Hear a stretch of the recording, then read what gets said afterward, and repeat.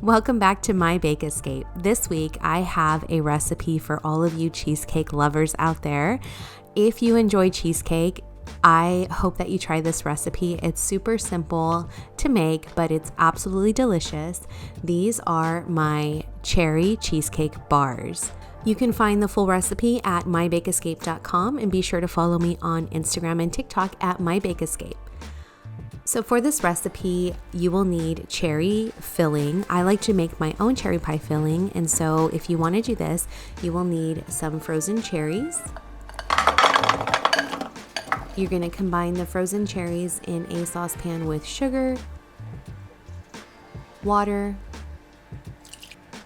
cornstarch, salt, and a little bit of lemon juice. Stir this together, and I realized after they were already in the pot that I like to cut these in half. I want a variety of sizes of cherries in the filling, so I went ahead and used some scissors just to cut a few of them in half. And you're going to cook this over medium-high heat for about 7 to 10 minutes until the sauce reduces and thickens and the cherries have, cooked down a little bit. And this is what it should look like. You're going to transfer this to a heat-safe bowl. These are very hot, so please be careful. Then you're going to add in a little bit of almond extract. Just a little bit goes a long way. Mix that together and let them cool to room temperature. The next step is to work on the graham cracker crust. You will need a sleeve of graham crackers, melted butter, all-purpose flour, granulated sugar, and some salt. I like to do this in a food processor. It makes it very easy. So pulse together those graham crackers, break them down into a nice crumble, and then you're going to add the granulated sugar, the all-purpose flour, and a little bit of salt. Mix that together, and then you're going to incorporate the melted butter. You're going to pulse this until it comes together and looks like wet sand. This is what it should look like. And I have a 9x13 cake pan that I line with foil, making a sling out of foil. This will help release the bars after they're done cooking and cooling. Lightly spray the foil with nonstick cooking spray and then spread out the graham cracker filling. I like to use a flat surface like this measuring cup to press the crumbs into the pan. You want a nice even crust.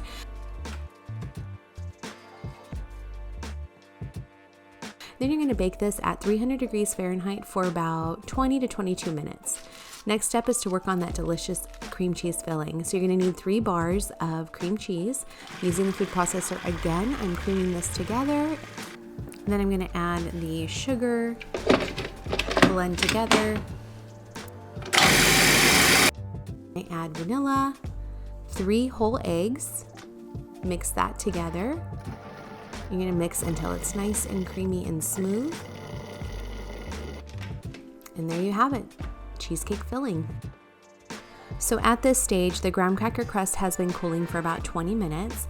I went ahead and added the filling and spread it around as evenly as I could into the pan.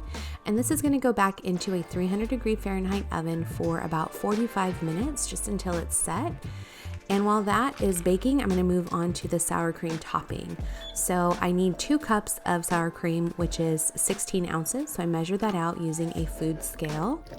And then I give the sour cream a little mix before I add the cherry pie reduction sauce, and I mix that in very well. This is going to give it a beautiful color as well as incorporate a little bit more of that cherry flavor.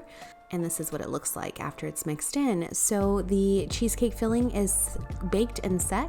Now it's time to add the sour cream topping. So I went ahead and added that and spread it around as evenly as I could on the top, and put this back in a 300 degree Fahrenheit oven for about 15 minutes, just until the sour cream topping has set. This is what it looks like out of the oven. This needs to come to room temperature for about 2 hours and then chill in the refrigerator overnight. This is what they look like out of the refrigerator the next day. The color is so pretty. They turned out great, and that foil sling really helped remove them from the pan. My biggest advice to you is to go ahead and cut the bars straight on the foil once you remove it from the pan. I was trying to place them on a parchment paper to then cut the bars, And this is what happened. Oh no.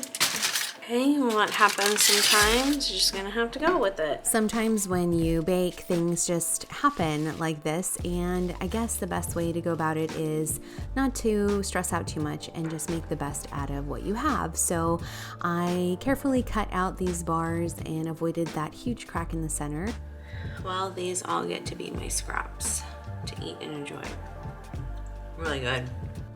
So in all of my years of baking, things happen sometimes that can kind of throw a huge wrench in your plan. But if you're just patient and kind of give yourself some time to think, you can troubleshoot almost anything.